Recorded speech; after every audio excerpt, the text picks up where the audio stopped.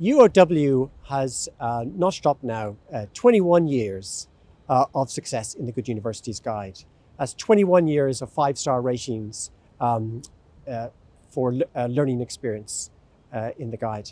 And importantly, we have achieved 5-star ratings across all the undergraduate and postgraduate learning experience benchmarks.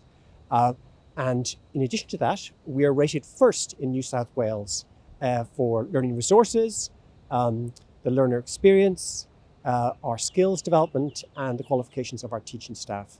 And at discipline level, we've also had some really terrific results.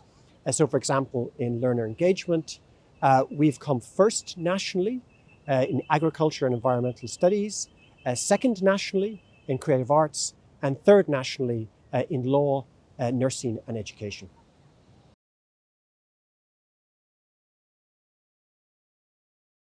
Well, staff really rose to the challenge. You might recall that in late March and early April, we took a 2-week break to prepare ourselves properly for remote delivery. And over that period, we had 1,700 staff participants in the webinars that we put on to prepare staff for remote delivery. And in the end, I'm really proud to say that we managed to transition 99.9% of our subjects into remote delivery. So it's a really fantastic achievement. We also transitioned all of our student support services, so counselling, careers, disability services, into remote delivery. And in addition, the Pro Vice-Chancellor for Students portfolio developed a really fantastic peer-to-peer support service that was remotely delivered. Now that's not to say we didn't have challenges. So obviously we were following the picture very closely, and one challenge that emerged for us was a technical challenge around bandwidth, which is an issue slightly beyond our control. But here too, we adapted our teaching, because what was very important to us was a commitment that we made right at the beginning to ensure that every student, both in Australia and overseas, could progress in their studies. And that's a commitment we're staying true to. Overall, as the Deputy Vice-Chancellor for Education, I'm satisfied that we did well, really as well as you could have done under the circumstances. And given that commitment we've made to our students, we're striving to do even better. So for instance, we have fantastic online resources for our academic staff, and that they've been accessed so far 150,000 times by staff. So staff are trying their very best to provide the best service to our students. And I'm really delighted to say that I believe everyone in UOW is pulling together as one team on this.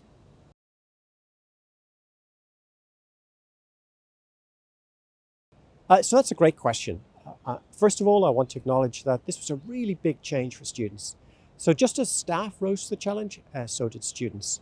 And our students showed immense resilience. It really made us very proud of them. Now, feedback from students was incredibly important to us.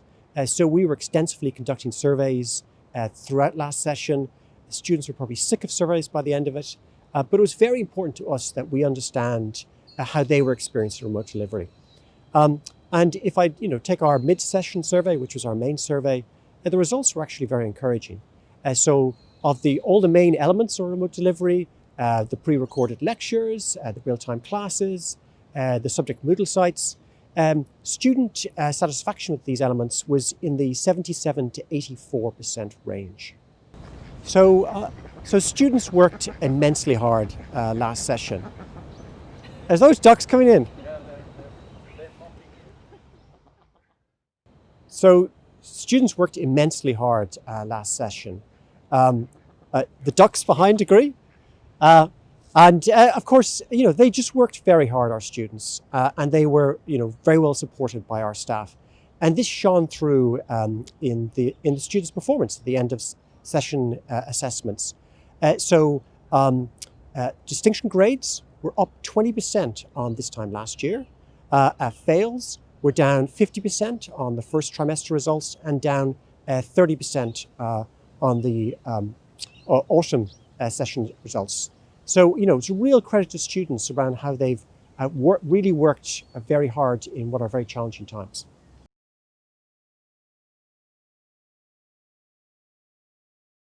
So UOW has started a partial return to campus in line with COVID-19 health guidelines. So this session is predominantly in remote delivery. That's lectures and most seminars and tutorials. At the same time, a number of classes will be on campus. These will be laboratories and practical workshops, and also those subjects that have practical placements. So all of our onshore campuses are open and accessible to students. And for staff and students who are seeking more information, we have a Returning to Campus website.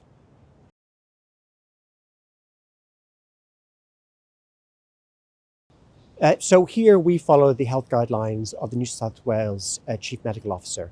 And so under those guidelines, students would wear face masks where it's not possible to maintain the safe distance of 1.5 meters, or if they're in high-risk areas. And so this would apply, for instance, to students who are working in one of the restaurant areas or cafes. One of the guidelines also says that you have to wear face masks in areas where there's been a community transmission. Now, that doesn't currently apply to us because we've had no COVID-19 cases on any of our onshore campuses. We want to reassure students that we will be making face masks available to staff and students where any of these guidelines apply.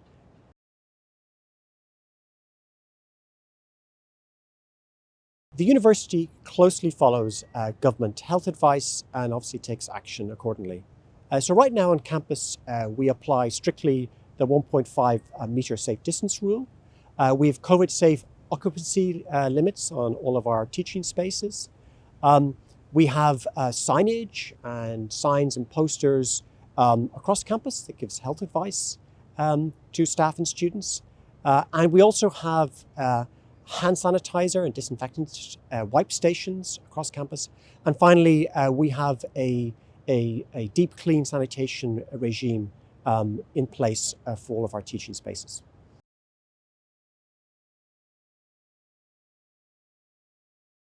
Well, we've just produced the UOW education strategy for 2020 to 2025. And this has just gone through various fora and been discussed at the Student Advisory Council and at Senate, and has recently been approved by UOW Council. Now, this strategy document outlines 15 key priorities in learning and teaching. Maybe here I'll just outline the top three.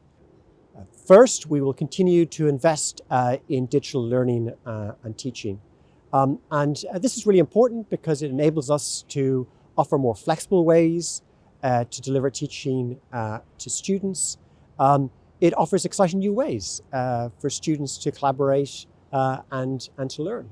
And obviously, importantly, we're going to be seeking to build on the momentum of what we've learned this past session in remote delivery and all of the experience that our staff across the university have accumulated.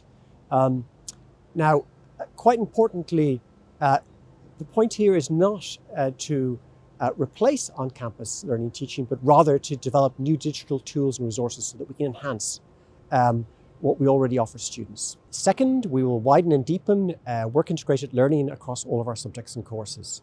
This will give students far more opportunities to develop work-related skills and career development know-how.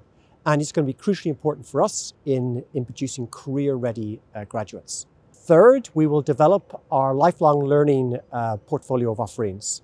And this is incredibly important because as we look to the future, we anticipate that our graduates will have lifelong needs to upskill and reskill throughout their careers. And so we're determined to support our graduates throughout their entire working lives. So overall, with these priorities and the strategy as a whole, we have a really ambitious program to ensure that we are going to be at the forefront nationally and internationally for the excellence of our learning and teaching. So as you can see, the weather is beginning to return. The campus is looking beautiful as ever. So we're really looking forward to welcoming more staff back on campus and importantly, more students back on campus. There's some great websites that provide information for people as they prepare to come back to campus, the COVID-19 website and Returning to Campus website. So I really encourage students and staff to have a look at those.